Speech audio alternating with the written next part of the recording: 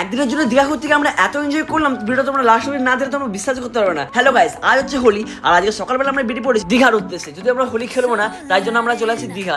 আর এর আগে থেকে আমাদের প্ল্যান করা ছিল না, এমন কোনো ব্যাপার নেই। কাল রাতে জাস্ট প্ল্যান হয়েছে, আর সকালবেলা আমরা বেরিয়ে পড়েছি। আমি আছি, আমার দিদি আছে, জাইবু আছে, আর আমাদের সাহেবদা আছে।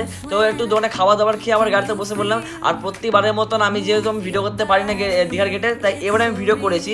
কারণ প্রত্যেকবারে আমি রেডি থাকি যে ভিডিও করবো রাত্রে বেলায় বাস বা যাতেই আমি আসি না করে বা ট্রেন আসি না, তার জন্য আমার কোনো ভিডিও হয়নি। তো এবারে আমি ভিডিওতে কভার করতে পেরেছি দীঘার গেটটাকে, যদিও তোমার দীঘার গেট সবাই দেখেছো। আর একটু আস্তে আস্তে আমাদের মমতাদির মন্দির, মানে সেই জগন্নাথের মন্দির, দীঘার যে সেই মন্দির, সেখানে চলে এসেছি। আমার মন্দিরটা আজকে দুপুরে কভার করবো। তারপরে এলাম হোটেলে, আর হোটেলটা দেখতে পাচ্ছি খুব আমরা সুন্দর একটা লাক্সারিয়াস হোটেল পেয়েছি। কিন্তু একটা যেটা খারাপ ছিল হোটেলে, সেটা হচ্ছে আয়নাটা। বাট আয়নাতে আমাদের কোনো ডিপেন্ড করছে না, আমাদের একটু ভালো ঘুম আর বাথরুম ঠিকঠাক হলে হবে। আর তারপরে রাস্তায় তো আমরা কফি খাইনি, তার জন্য এসে হোটেলে এসে কফি অর্ডার দিলাম। আর কফিটা খাবার পর আমরা ফ্রেশ ট্রেশ হয়ে একদম চলে যাচ্ছি আমরা সুইমিং পুলে স্নান করতে। আর যেহেতু 4 নম্বর ফ্লোরে একদম ছাদের উপরে যে আমাদের সুইমিং পুলটা আছে, তাই আমরা লিফটে করে যাচ্ছি 4 নম্বরের ফ্লোরে।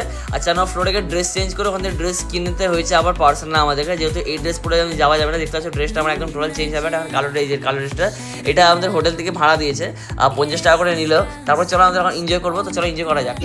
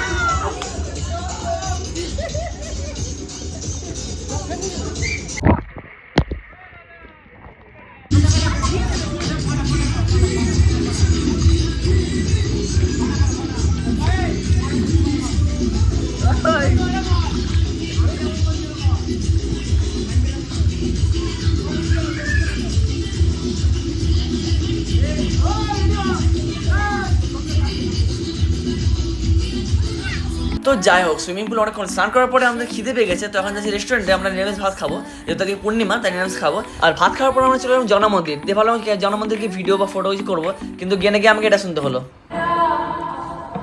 অফ। কথাটা শুনে যাই হোক মাথা ব্যথা গরম হয়ে গেলো, কিন্তু কিছু করার নেই। যাদের মন্দির, যাদের রিচুয়াল, আমাকে মানতেই হবে। তারপর আমরা মন্দিরের ভিতরে আস্তে আস্তে প্রবেশ করলাম। আর আস্তে আস্তে যত ভিতরে যাচ্ছি তত দেখছি ভিতরে জায়গাটা অনেক বড় জায়গা নিয়ে মন্দিরটা করা